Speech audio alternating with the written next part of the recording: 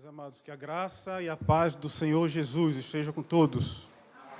Amém. Amém. Primeiramente, eu quero, de coração, não estou muito bem de saúde, adoeci agora à tarde, quase que não vinha, conversando com o irmão Maxwell, mas tomei alguns remédios e orei e disse: Senhor, a enfermidade não é maior do que ti. O Senhor é mais forte na minha vida. Quase que não vinha, de uma hora para outra assim, adoeci. Mas pela graça estamos aqui. Quero agradecer ao Senhor por esses dias ausentes, os irmãos sabem muito bem, desde o dia 3 desse mês até ontem, o dia 26, de férias ainda, pela graça de Deus, dei um passeio lá no Rio, e foi bom, foi gostoso, e o quanto eu vi a mão do Senhor me protegendo ali naquele lugar. Então eu agradeço ao Senhor pela sua proteção, agradeço também à família e aos irmãos da congregação, porque antes de viajar, em um culto de oração, eu estava aqui pedindo oração pela minha vida. E no decorrer lá desse passeio, eu liguei para alguns irmãos, rapidamente, e no final sempre dizia: ore por mim, ore por mim. E nos bastidores da vida, os irmãos estavam orando, e Deus também estava me guardando. Então, ao Senhor, primeiramente, eu agradeço. Agradeço à família também que orou, minha mãe, minha tia, e também aos irmãos da congregação. Que Deus abençoe a vida dos irmãos. Segundo sábado do mês, desse mês, à noite, sozinho dentro de um apartamento, eu disse: eu vou dar uma volta, eu vou passear. E fui, não sou muito de sair à noite ali, muito movimentado. E fui um sábado à noite, dar um passeio. E quando eu peguei o ônibus, 7 horas da noite, de repente o céu se fechou. E começou um temporal. Irmãos, eu nunca vi aquilo. Para falar a verdade, eu vi em 2009, quando eu estava lá. Um temporal, fechou tudo. E foi chuva. Eu disse: meu Deus, será que vai vir aí uma arca cheia de bicho? Porque é muita chuva, eu nunca vi isso na minha vida. E dentro de um ônibus, e onde eu gostaria de chegar, eu não estava nem percebendo, nem tendo a visão de onde eu iria chegar. Estava tudo embaçado. E um cidadão disse: é ali onde você quer ficar. E o motorista, pela graça de Deus, ele parou o ônibus embaixo de um viaduto. E eu e um cidadão descemos ali, que não era o caminho do ônibus, e a gente ficou abrigado embaixo de um viaduto, com alguns moradores de rua assim ao nosso lado, e a chuva descendo. Mais de 20 minutos parado, esperando a chuva diminuir, não diminuiu. E assim eu fui correndo para o meu passeio. E quando foi 15 para as 10, ainda cedo, eu disse: eu vou voltar para casa. Aí a chuva diminuiu. E eu fui para a parada do ônibus, de 15 para as 10, e 10 e meia, o ônibus passou. E quando eu entrei no ônibus, e mais adiante eu fiquei surpreso com a cena. Os carros estavam todos boiando. Água dentro dos ônibus. Um caos total, isso depois de 11 horas da noite. Eu disse: meu Deus, eu nunca vi uma coisa dessa. As pessoas empurrando os carros, ônibus cheio d'água, tinha gente que saía com água assim na cintura. E eu disse: meu Deus, o que eu faço? Que é muito distante daqui onde eu estou para casa.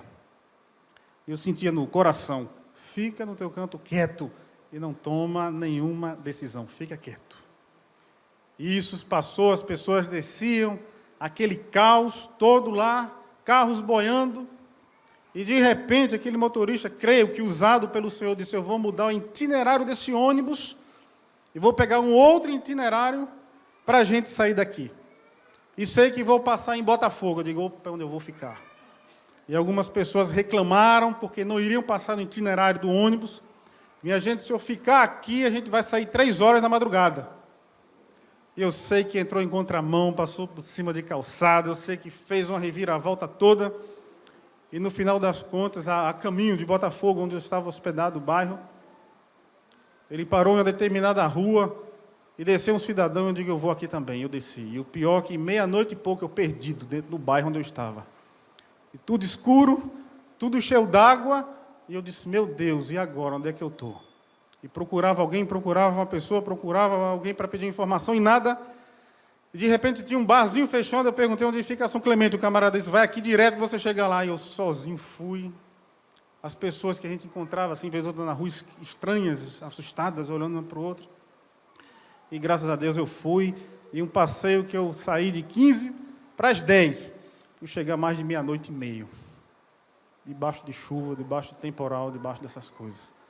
Mas louvo a Deus, porque não aconteceu nada com o servo dele, o Senhor estava aguardando. Ele ia tomar decisões na hora, e naquela decisão de Maria vai com as outras, eu digo, eu vou também, e aquilo fica no teu canto. Vai chegar no teu lugar. E Deus ali me guardou. Então agradeço ao Senhor, breve testemunho de temporal. Peguei outro temporal dentro de ônibus também, só que esse já estava mais próximo, e no turno da manhã para mim foi mais gostoso, então fiquei mais tranquilo. Mas uma experiência desagradável. Ver carros boiando, ônibus cheio d'água, pessoas com água acima da cintura, uma coisa que eu nunca vi por aqui. Não passei por isso aí, mas Deus, pela graça, protegeu. Irmãos, no passeio também, com muito carinho e satisfação, visitei algumas igrejas nossas lá, me apresentei e no final dos cultos, sempre bati um papo com o pastor do lado de fora, aquela cumprimentação dos pastores com os membros e os visitantes. Então, me identifiquei e alguns pastores mandaram um abraço muito forte para a congregação presbiteriana em Sapé. Aqui, ficaram muito contentes. Conheci irmãos de Sapé que moram lá e frequentam igrejas presbiterianas, gente de Ingá, gente de João Pessoa. Tem gente da Paraíba espalhada por tudo que é canto ali em igreja presbiteriana, você nem imagina.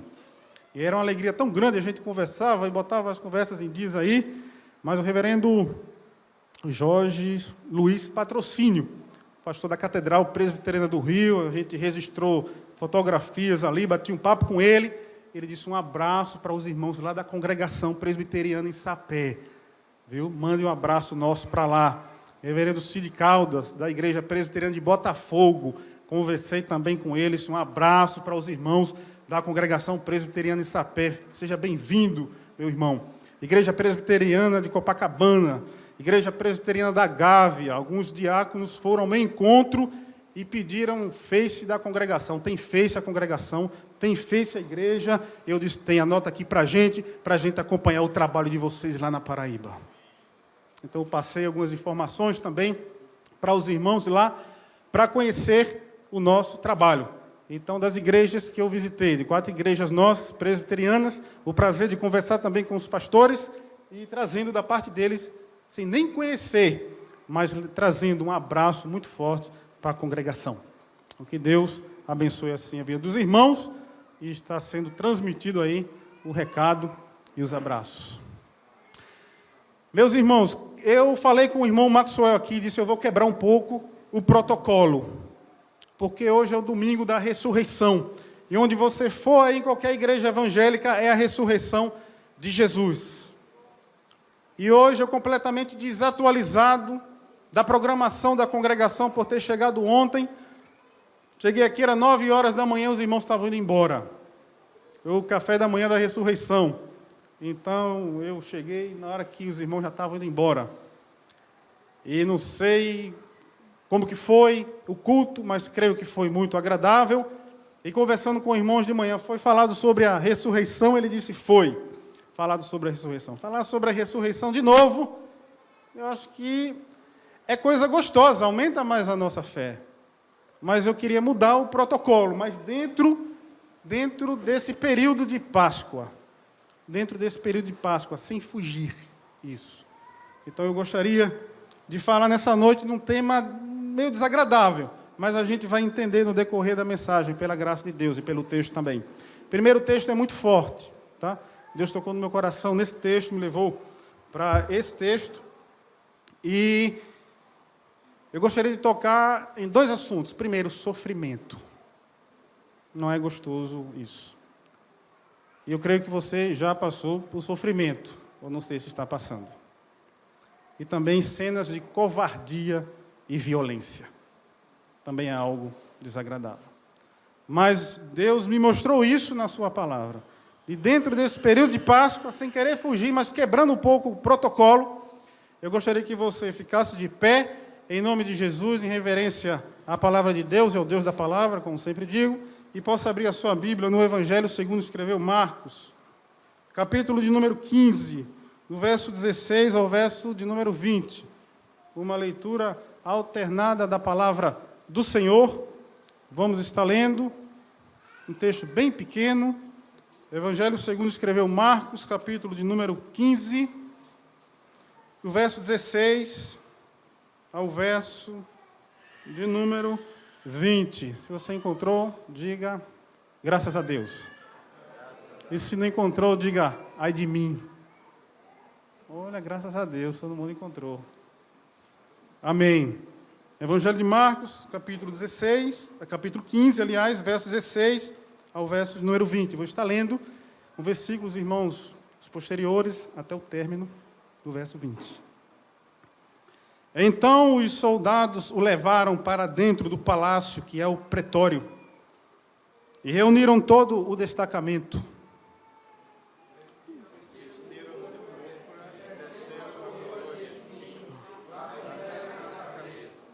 E o saudavam, dizendo: salve, o rei dos judeus.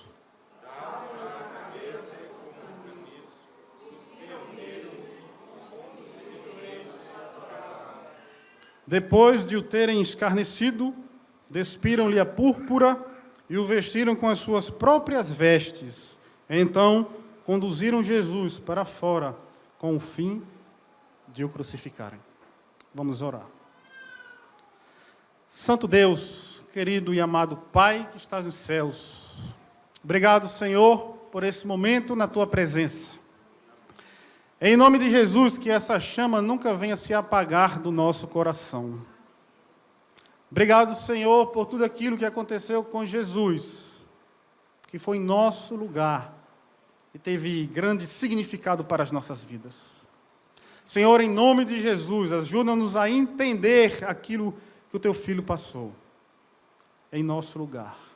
Aplica a Tua santa palavra aos nossos corações pelo poder impactante do Teu Espírito Santo. E nos ajuda a agir em conformidade com o Teu querer. Eis-me aqui, um pouco enfermo, mas dependendo da Tua graça para levar a Tua palavra nessa noite, para a glorificação do Deus triuno e a edificação da Tua igreja que veio ouvir a Tua voz. Fica conosco, Pai amado, assim nós Te oramos e Te agradecemos em nome de Jesus. Amém. Os irmãos podem sentar. No dia que eu ia viajar, no dia 3, acordei um pouco desanimado. Conversei isso com o irmão Paulo, por telefone. E não falei nada para minha mãe. De repente, deu um mal-estar, uma vontade assim de desistir de última hora dessa viagem. Não sei porquê. Fiquei meio sem graça, meio desanimado. Eu digo, não importa o valor. Acho que eu não quero ir mais não. Vou ficar. E eu orei a Deus. Eu cantei louvores ao Senhor. Eu tenho 2 devocionais diários, eu fui nos devocionais, mas aquele sentimento mal dentro de mim, assim, uma angústia, uma vontade de ficar muito grande. E eu fui. Eu tenho um Novo Testamentozinho que eu levo na minha mochila do trabalho. E eu disse, eu vou colocar no bolso, porque dentro do avião eu vou ler a palavra de Deus. E foi assim até o momento daquele voo. E quando o avião decolou, lá nas alturas, eu puxei o Novo Testamento e dizia, Senhor, fala o meu coração. Eu não estou bem. E o Senhor me mostrou o Evangelho de Marcos, capítulo de número 13, 14 e 15. Eu disse, Senhor, o que Tu queres falar comigo? E perguntava ao Senhor, sou da turma dos porquês. Senhor, por que isso? Por que aquilo? E o Senhor me falou poderosamente, depois que eu terminei de ler o capítulo 15, me veio uma paz, um conforto, uma graça, uma satisfação tão grande. Eu dizia, agora eu estou gostando do passeio, agora eu vou viajar mesmo, agora eu estou bem. Aquele sentimento de angústia saiu. E eu dizia, Senhor, por quê? E o Senhor falou ao meu coração, porque você não priorizou a minha palavra. Depois que eu li a palavra, todo aquele sentimento ruim passou. Eu orei, eu cantei, eu li devocionais, mas não estava bem. Mas depois da palavra, aquele refrigério, aquela graça, aquele desejo gostoso de uma satisfação tão grande. E o Senhor falou comigo: priorize a minha palavra ali, antes das suas atividades, priorize a minha palavra, irmãos. Eu tinha meus momentos a sós com o Senhor antes de ganhar o mundo, e o quanto Deus me alertou na palavra. O quanto Deus me alertou na palavra. Coisas que iriam acontecer assim, Deus já tinha falado comigo logo cedo na palavra. Eu disse: Senhor, eu entendi, porque muitas das vezes nós sofremos, porque não priorizamos a Tua palavra. Depois que a gente lê, que observa e pede orientação, o Senhor fala conosco. A gente está preparado, irmãos, para as batalhas aí fora. E sempre quando as coisas acontecem, o Senhor já tinha falado conosco na palavra, advertindo: cuidado com isso, cuidado com aquilo. Presta atenção nisso. A palavra do Senhor, ela deve ter uma prioridade sobre as nossas vidas. Você quer uma resposta de Deus? Reflita na palavra do Senhor. Priorize a palavra de Deus na sua vida. Mas em cima dos textos que eu li, os capítulos 13, 14 e 15, eu gostaria de fazer um simples reflexo, um balanço, a partir do capítulo de número 14. Como eu falei, os dois temas: sofrimento e cenas de covardia e violência. No capítulo de número 14, amados irmãos, já começa a destrinchar aquilo que vem ser um sofrimento, um ato ou efeito de sofrer, dor física, angústia e aflição. O negócio piora mais ainda. A pergunta é: quem é que nunca sofreu na vida? Nem que seja uma simples dorzinha de cabeça. Quem é que não sofreu por amor? Quem é que já chorou por amor? Mas a dor física, muitas das vezes, ela é externa, porque lá dentro está ferido, está forte demais. E às vezes, sem a gente falar nada para as pessoas lá de fora, só no olhar e na fisionomia, elas conseguem perceber o quanto estamos sofrendo. Você está passando por algum problema.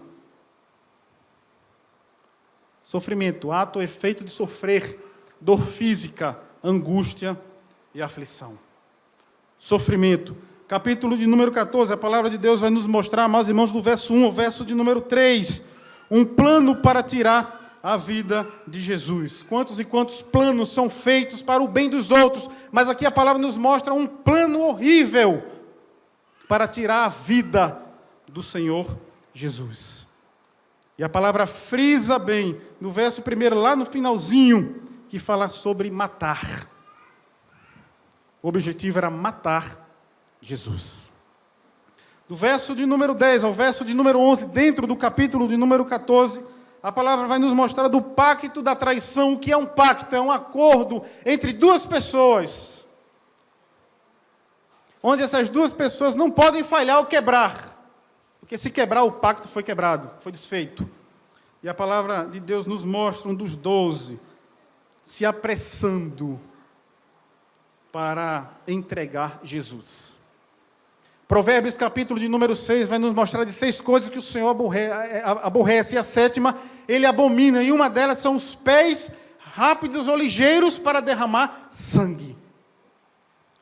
E aqui estava se fazendo um pacto, um homem com seus pés ligeiros para derramar sangue. E o pior de tudo, que esse pacto tinha um acordo também, referindo-se a uma mola que muitas das vezes controla o coração da maioria das pessoas nesse mundo, que é o dinheiro. E a palavra fala que o amor ao dinheiro é a raiz de todos os males. Muitos abandonaram a fé, e muitos vêm até sendo atormentados pelo dinheiro. O dinheiro é bom, quando a gente tem domínio sobre ele. Mas quando o dinheiro passa a nos dominar, a coisa fica complicada. E o coração desse discípulo de Jesus estava completamente dominado pelo dinheiro. A palavra nos mostra, amados irmãos, dentro do capítulo 14, verso de número 22 ao verso de número 26, os sinais de sofrimento. A palavra do Senhor nos mostra, queridos, a ceia do Senhor, um momento sagrado, um momento lindo, um momento dos momentos mais maravilhosos na igreja de Jesus. Os evangelhos registram, outros evangelhos registram que Jesus, ele ansiava, ele tinha um desejo muito grande em ceiar com os seus discípulos, mas como é o desejo de cear, como é o desejo de participar da ceia com seus discípulos e, ao mesmo tempo, essa ceia apontando para si. Porque não era outra pessoa, era Ele mesmo. Como é que estava o coração de Cristo, alegre ao mesmo tempo, mas aquilo estava apontando para Ele. Eu creio que já estava começando a dar sinais de sofrimento por dentro, porque não era outro, era Ele. O pastor presbiteriano disse que quando olhamos para a ceia do Senhor, ela nos mostra um retrato, um reflexo daquilo que Jesus sofreu e morreu por nós. É só presenciarmos os elementos que a gente já tem noção do que aquilo representa. E Cristo fala, enquanto comiam, tomou Jesus o pão, abençoou, partiu-lhe dizendo, toma isto, é o meu corpo, partindo o pão. O corpo iria ser partido, massacrado, triturado. O profeta Isaías 53 fala que iria ser até moído. Será que é fácil uma pessoa falando disso, referindo-se a si mesmo? Cristo aponta também, amados irmãos, no verso de número 24, então lhes disse, isto é o meu sangue, o sangue da nova aliança derramado em favor de muitos. Um sangue que iria ser derramado. E se o sangue iria ser derramado, com certeza o corpo iria ser furado. E qualquer furinho no corpo dói. Imagina olhando aquilo que aconteceu com Jesus. Mas ele disse, é o sangue de uma nova aliança. As outras foram passadas e imperfeitas, mas a dele era completamente perfeita. É uma nova aliança. E o texto é bem claro e nos reforça muito bem o nosso conceito que nós temos das Escrituras Sagradas, que não foi derramado em favor de todos, mas em favor de muitos. Então foi de grande valor. Esses muitos, pela graça, estamos nós. Não todos, mas muitos. A palavra de Deus, amados irmãos, nos mostra agora os momentos de sofrimento. Verso de número 33 ao verso de número 42. Agora o sofrimento começa a aparecer. Cristo no Getsemane, Cristo orando, Cristo necessitando que os seus discípulos dos 3 orassem por ele, e quando ele voltou, encontrou um quadro lamentável. E a palavra nos mostra no verso de número 36, ele orando dizia, Abba, Pai, tudo te é possível, passa de mim esse cálice, contudo não seja o que eu quero, e sim o que tu queres. Passa de mim esse cálice. Que cálice é esse? Cálice da ira de Deus, que iria ser derramado, era para ser sobre as nossas vidas, mas foi sobre a vida de Jesus. E Cristo ora, amados irmãos, e disse, se possível, passa. Mas no fim ele disse que não seja feita a minha, mas a tua vontade. Às vezes a vontade de Deus na nossa vida exige um pouquinho de sofrimento e a gente não quer aceitar. Mas cada sofrimento na nossa vida, eu vejo que Deus está querendo mostrar algo, tem um propósito em meio a esse sofrimento, e na vida de Jesus mostrou muito bem isso. O Evangelho de Lucas relata mais forte ainda, quando o seu suor se transformou em gotas de sangue. E, amados irmãos, não é brincadeira, suportar o cálice da ira de Deus. Cristo na cruz, suportando as angústias do inferno em meu lugar e em seu lugar. Palavra do Senhor, meus amados irmãos, ainda nos adianta do verso 43 ao verso de número 50, Jesus sendo preso pelos sacerdotes, os escribas, os anciãos, e essa turma toda prendendo Jesus, e a palavra nos fala que um dos seus estava com ele, aquele que firmou o pacto, e chegou ao encontro de Jesus, e o beijou. E prenderam Jesus. Mas no finalzinho do verso 49, Cristo disse, contudo é para que se cumpram as Escrituras. Tudo tinha que acontecer dessa forma. Tudo. Amados, a palavra de Deus nos mostra, ainda no capítulo 14, do verso de número 53 ao verso de número 54, Cristo preso, e a palavra nos mostra, amados irmãos, no verso de número 65, a palavra diz que alguns se puseram a cuspir nele, cobriram-lhe o rosto e davam-lhe murros e dizia-lhes, profetiza, e os guardas o tomavam em bofetadas. cenas de sofrimento. O texto mostra cuspe, murro e bofetada. Os sinais de sofrimento já começam a ser reais. Capítulo de número 15. O Senhor Jesus diante da autoridade do governador romano Pôncio Pilatos. E a palavra de Deus nos mostra no verso de número 10, do capítulo de número 15, pois ele bem percebia que por inveja os principais sacerdotes o haviam entregado. Cristo estava diante de uma autoridade, sendo julgado diante de uma autoridade que estava recebendo pressão do povo, e tem muita gente que toma decisões dessa maneira, mesmo sendo errada, mas na base da pressão acaba tomando decisões erradas. Naquele momento estava dentro da mente de Pôncio Pilatos um tribunal real e vivo. Porque todos nós temos um tribunal dentro da nossa mente que nos acusa quando nós erramos e quando nós acertamos. E existia um tribunal na mente desse homem, no verso 10 diz, pois ele bem percebia que por inveja os principais sacerdotes lhe haviam entregado. Ele sabia que Jesus era inocente. Ele sabia que Jesus foi entregue por inveja. E o quanto a inveja tem destruído a vida de muita gente.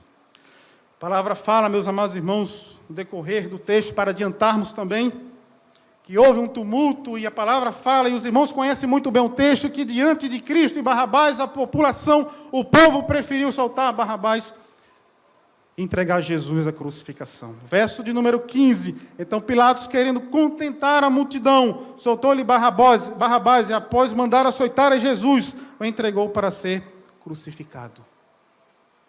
O texto mostra que depois dos açoites, qual era o destino de Cristo? Crucificação.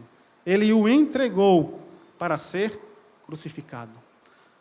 Verso de número 21. Cristo indo à cruz. E não consegue carregar a cruz. E Simão vem e o ajuda a carregar. Isso é uma lição importantíssima também para as nossas vidas. Quantas das vezes a nossa cruz está pesada e nos dá vontade de desistir. Mas o Senhor nos ajuda a carregar a cruz. Ele mesmo precisou de alguém que o ajudasse, imagina nós. A palavra descreve no verso de número 22...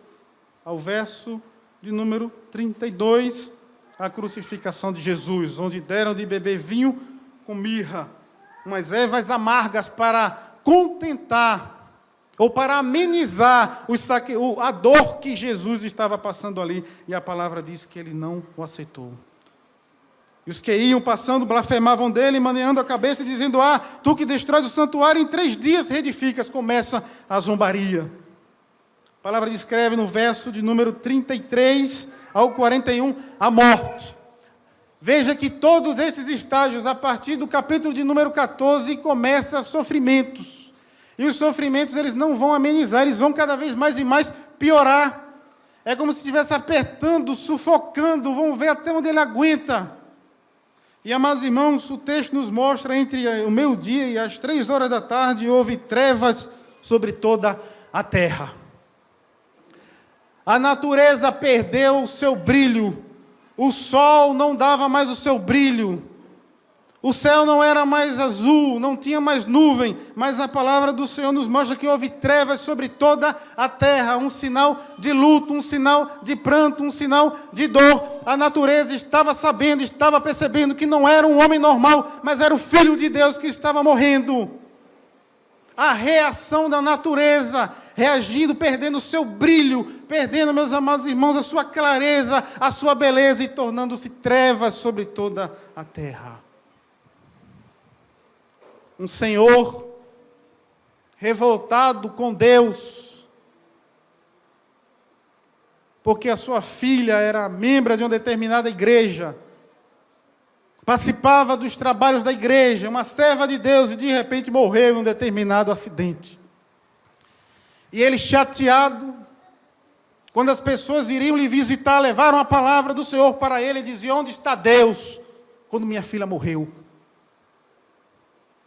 Onde está Deus quando minha filha morreu?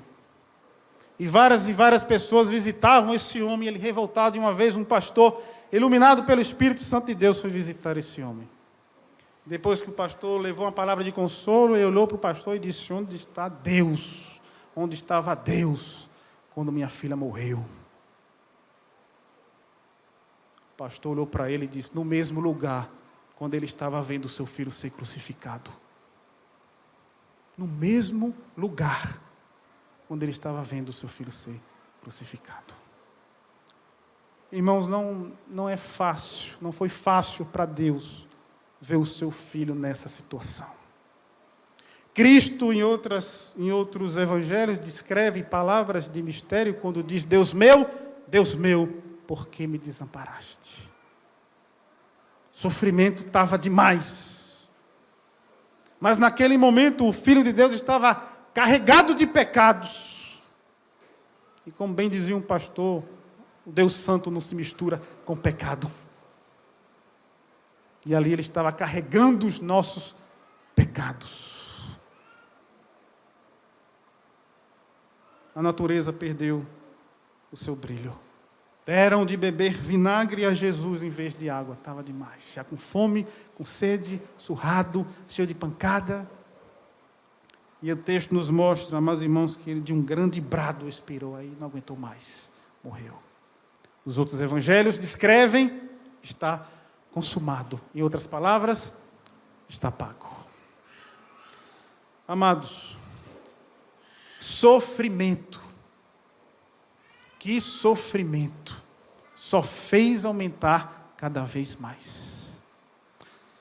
Mas o capítulo 15, onde nós fizemos essa breve reflexão do verso 1 ao verso 15, frisa comigo direitinho o verso 15, do capítulo 15.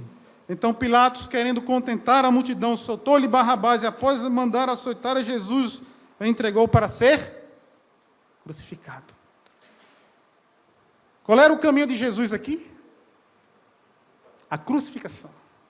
Então, para falar a verdade, no meu entendimento, ele já deveria passar para o verso 21, para carregar a cruz. E aí sim, em diante, ser crucificado. Porque foi açoitado, depois foi entregue para ser crucificado. Mas antes de ser crucificado, entre aspas, entrou o texto que nós lemos. Entrou o texto que nós lemos. Era para ser crucificado, mas não foi. Entre aspas, Jesus caiu nas mãos dos soldados romanos. É como se dissessem assim: não, agora não, peraí, traz ele para cá, traz ele aqui. Traz ele para cá. E a palavra de Deus nos mostra, amados irmãos, que então os soldados o levaram para dentro do palácio, que é o pretório, a residência do governador. E o texto nos mostra, amados irmãos, que reuniram todo o destacamento. Agora vai entrar as cenas de covardia e violência.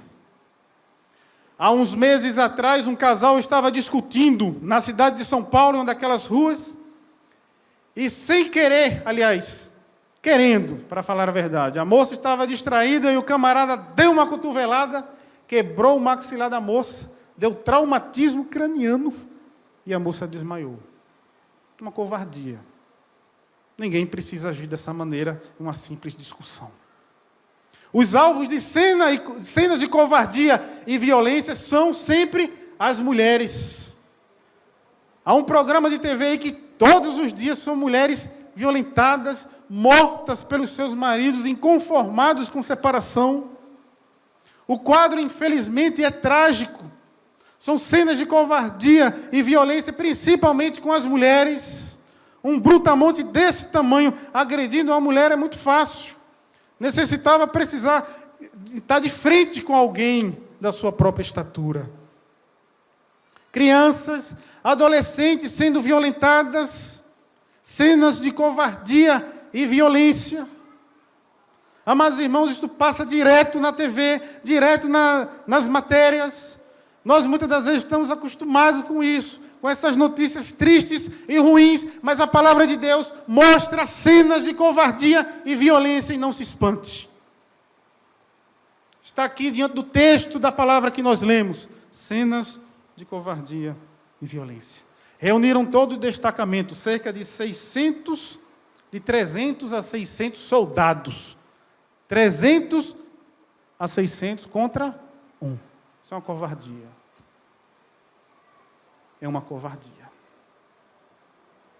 E a palavra nos mostra que vestiram-no de púrpura.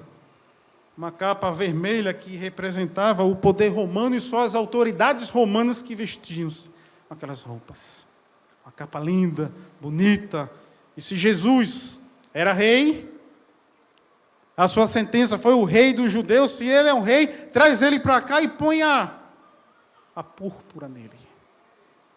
E o texto nos mostra, meus irmãos, que depois lhe colocaram uma coroa de espinhos na cabeça. E todo rei tem direito a uma coroa. E a coroa de um rei sempre é de ouro. E tem aquelas bolinhas de cristais em cima.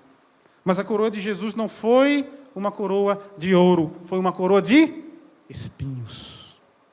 Certos abrolhos, grandes, pontiagudos, que não foram colocados docilmente na cabeça de Jesus, mas foram colocados com força na cabeça do Senhor, a ponto daqueles grampos, ou aliás, daqueles espinhos furarem a sua mente. O texto, na sua narrativa, nos diz que o saudavam, dizendo: salve o rei dos judeus, uma saudação e reverência às autoridades daquela época. Salve César, salve Augusto. E até uma novela que passou há muito tempo aí atrás, chamada Salve Jorge. Quando se pronuncia Salve Jorge, é uma saudação a São Jorge, o guerreiro. Salve Jorge. E o texto diz que o saudavam dizendo: salve o rei dos judeus. Cuspiam nele, davam-lhe na cabeça com um caniço, um pedaço de pau, e tomam pancada na cabeça. A cabeça já estava machucada, e tomam pancada na cabeça, e pancada na cabeça dói. Cria hematomas, e muitas das vezes até coágulos. E batiam na cabeça de Jesus, cerca de 300 a 600 contra 1. Cenas de covardia e violência. E o texto diz que cuspiam nele e, pondo-se de joelhos, o adoravam. O apóstolo Paulo, escrevendo nas suas epístolas, diz: saudai-vos com ósculos santos, né? Aquele beijo na face. E há até países aí fora que as autoridades cumprimentam-se, né? Com um beijinho na face. Isso não é ser vergonheza nem safadeza nenhuma, isso é apenas uma cultura de determinados países, e que há uma união, ou uma boa referência, ou um bom comportamento entre ambas as pessoas. Se ele era um rei, merecia um beijo. E o beijo que recebeu foi o da traição, mas o texto nos mostra que cuspiram em Jesus. Cenas de covardia e violência. Depois de o terem escarnecido, despiram-lhe a púrpura, tiraram toda aquela fantasia de rei e o vestiram com suas próprias roupas. Então, conduziram Jesus para fora com o fim de crucificarem. Veja que o verso 15 já era para ele ter ido ser crucificado, mas antes os soldados disseram: não, traz ele para cá. E fizeram tudo isso com Jesus. Irmãos, o que esse texto me mostrou? Nós estamos muito acostumados e sabemos muito bem quais são alguns dos atributos de Deus. O texto me mostrou um atributo de Deus aqui dentro. O atributo de Deus é o ser de Deus, a pessoa de Deus. Ele não consegue deixar de ser aquilo que ele é em sua perfeição. Se perguntar a você a respeito de um atributo de Deus, você pode dizer onde você está, Júnior: Deus é amor. E a palavra diz que Deus é amor. E Deus amou o mundo de tal maneira que deu o seu Filho unigênito, para que todo aquele que nele crê não pereça, mas tenha a vida eterna. Deus é amor, e é amor perfeito, e esse amor é provado na pessoa maravilhosa de Jesus para conosco. Qual é um outro atributo de Deus? Misericórdia. Estamos aqui pelas misericórdias do Senhor que se renovam a cada dia sobre as nossas vidas. Ai de nós se Deus mudasse, se Deus não tivesse mais misericórdia de nós, nem aqui estaríamos. Ainda tem gente que brinca com as misericórdias de Deus. Deus é onisciente, Ele sabe tudo. O que se passa nos nossos corações, onipresente, está em todos os lugares. No céu, embaixo da terra, na luz, na escuridão. Ele está, Ele conhece, Ele sabe muito bem o que se passa lá. E não precisa de que ninguém o avise a respeito do que está acontecendo naquele lugar. Deus é onipotente, amados irmãos. Deus é poderoso. Às vezes a nossa fragilidade, a nossa falta de fé, duvida até da onipotência de Deus. E Deus é onipotente, Ele pode todas as coisas, porque aquilo que é impossível aos homens é possível para o Senhor.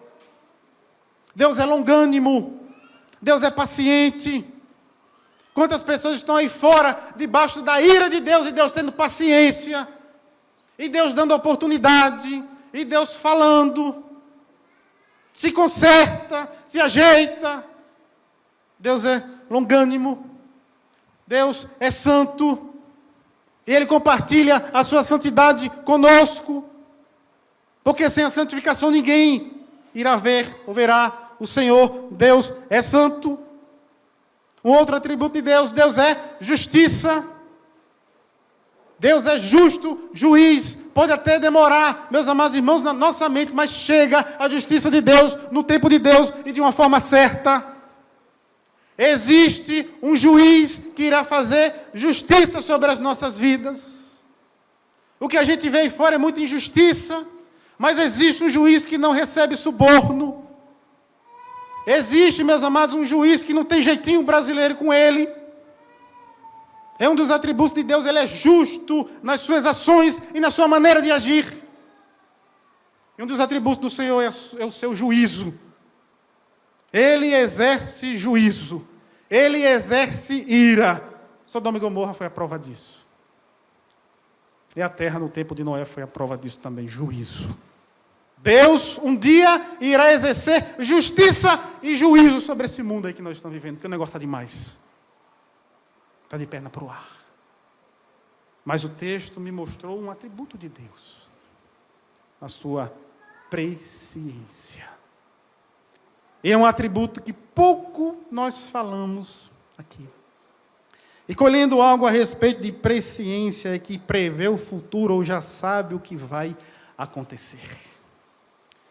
Irmãos, o capítulo 14, o verso de número 49, no finalzinho, Jesus diz: contudo, é para que se cumpram as Escrituras. Tudo o que estava acontecendo com Jesus é para se cumprir as Escrituras. Profeta Jeremias, profeta Zacarias, profeta Isaías 53, ele descreve isso. Salmo de número 22, Salmo de Davi, descreve também as palavras de Jesus na cruz: Deus meu, por que me desamparaste? Mas quando falamos de presciência, devemos ir lá para o passado, devemos entrar cuidadosamente nos decretos de Deus. Porque se já estava sendo afirmado nas Escrituras, no Antigo Testamento, mas muito antes, Deus já sabia, pela sua presciência, o que iria acontecer com seu Filho.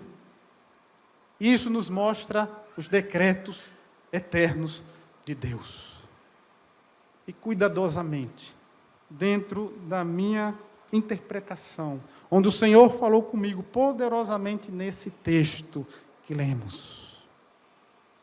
Onde lá na eternidade, Deus já sabia muito bem o que iria acontecer com seu Filho. E foi registrando no seu tempo aos profetas do Antigo Testamento, para tudo se cumprir no Novo Testamento, na vida de Jesus. Mas quando falamos em decretos, vamos lá para trás, lá para a eternidade. É um assunto muito delicado. E o Senhor me mostrou, meus amados irmãos, que na mente de Deus tudo isso aqui já estava planejado. Isso não foi feito da quinta para sexta-feira, nem do sábado para o domingo, não. Já estava tudo planejado pelo Senhor. Onde Deus, cuidadosamente, se utilizou da livre ações desses homens, que Cristo descreve no Evangelho de Marcos, capítulo de número 7, no verso de número 21, Jesus disse: porque de dentro do coração dos homens é que procedem os maus desígnios, os maus pensamentos, as más ações. O pecado cometido por esses soldados, meus amados irmãos, foram maus pensamentos, más ações. Lá na eternidade, Deus os conhecia e sabia muito bem quem eles eram. E incluiu as suas ações nos seus planos para fazerem tudo aquilo com Jesus. E eles não estavam sabendo que estavam cumprindo o plano de Deus, que lá na frente iria beneficiar a minha vida e a sua. Tudo que eles estavam fazendo já estavam nos planos de Deus. Eles não foram forçados a fazer isso. Eles fizeram de livre e espontânea vontade, devido ao seu coração enfermo. Os maus pensamentos, as más ações, os instintos de covardia e violência, se utilizando dos seus membros, do seu corpo, da sua força, para fazer tudo aquilo com o Filho de Deus, sem saber que estavam cumprindo o plano de Deus, que iria beneficiar lá na frente a minha vida e a sua. O texto me mostrou isso. E eu louvo a Deus por não ter sido um soldado romano, porque se eu fosse, eu iria fazer isso também. Eu disse, Senhor, muito obrigado, porque eu não nasci naquela época. E eu não fui um soldado romano. Eu sou um servo teu, humilde, dependendo da tua graça no século 21. Mas, amados irmãos, olhando para esse texto, me mostra que até parece que Deus não está no controle da situação. Até parece que Ele não está. Até parece que Ele abandonou o filho. Qual é o pai que abandona o filho assim, vendo o filho numa situação dessa? Você que é pai, você não iria abandonar. Até parece que Deus entregou assim. Que Deus soltou aí as rédeas da criação. Mas a palavra nos mostra, meus amados irmãos, e temos a plena certeza disso, que o Senhor exerce o domínio, exerce o controle e a soberania sobre todas as coisas. Contudo, é para que se cumpram as Escrituras, disse Jesus. Mesmo nessa situação caótica, mesmo nessa situação de sofrimento e cenas de covardia e violência, não podemos perder o foco que Deus está no controle de todas as coisas. O sofrimento que você está passando, Deus está no controle de todas as coisas. Deus não perdeu o controle da situação e muito menos da sua vida. Contudo, é para que se cumpram as Escrituras. Eles erraram em ter feito isso com Jesus. A palavra do Senhor nos mostra que Deus não inocenta o culpado. E a alma que pecar, essa morrerá. Eles não foram inocentados. Eles foram responsáveis pelas suas próprias ações. Mas Deus incluiu as suas ações nos seus planos, lá na eternidade, para eles fazerem isso com Jesus, sem saber, para beneficiar a minha vida e a sua vida. Alguém teria que fazer isso. E eu louvo a Deus por não ter sido eu. Para finalizar, qual o propósito desse sofrimento? Qual o propósito de tudo isso? Nos livrar da ira divina. Vai vir uma ira divina. E Jesus nos livrou da ira divina. Segundo propósito, Cristo é o nosso Salvador. Necessitávamos urgentemente de um Salvador, e Jesus é o nosso Salvador. Ele veio nos salvar. Em terceiro, Ele sofreu tudo isso no nosso lugar. E tudo isso aqui, os cuspes, os socos, os murros, paulada na cabeça, coroa de espinhos, tudo isso era para ser na minha vida e na tua. E Ele suportou tudo isso por nós. Irmãos, qual é o sentido da Páscoa aí fora? Ovinho? Coelhinho? Vinho? Festas? Estão até fazendo festas no período da Páscoa. O sentido da Páscoa é reconhecer o sacrifício de Cristo sobre as nossas vidas. Por isso que eu creio quando ele diz que o sangue era derramado em favor de muitos, não de todos. Todos não vão compreender isso. Muitos. Alguns, que ele derramou o seu sangue para nos salvar da ira vindoura. O verdadeiro significado da Páscoa, Cristo sofreu em nosso lugar. Domingo, Cristo ressuscitou para a glória de Deus. E se Cristo ressuscitou, tenho a plena certeza disso, pela fé, que um dia eu vou passar pela morte e você também. Mas estamos enxertados em Cristo, estamos em Cristo, e se Cristo ressuscitou, nós também iremos ressuscitar para a glória de Deus. Verdadeiro significado da Páscoa. Não é o vinho, não é coelhinho, não é vinho, não é peixe, nem bebedeira, nem festa aí fora, mas é reconhecer que o Filho de Deus sofreu em nosso lugar. Que Deus, assim, nos abençoe nessa noite. Quebrei o protocolo. Não foi algo a respeito de ressurreição, porque já foi falado hoje pela manhã. Eu queria mudar um pouco. Foi aquilo que Deus colocou no meu coração. Foi sobre sofrimento e cenas de covardia e violência. A palavra de Deus mostra isso, meus irmãos. Cenas fortes. Que possamos olhar para a nossa vida e fazer um reflexo e perguntarmos a nós mesmos: será que estamos valorizando aquilo que Jesus suportou por nós? Será que eu estou brincando? Será que eu estou levando a sério? Que Deus nos abençoe, em nome de Jesus. Agradeço a oportunidade.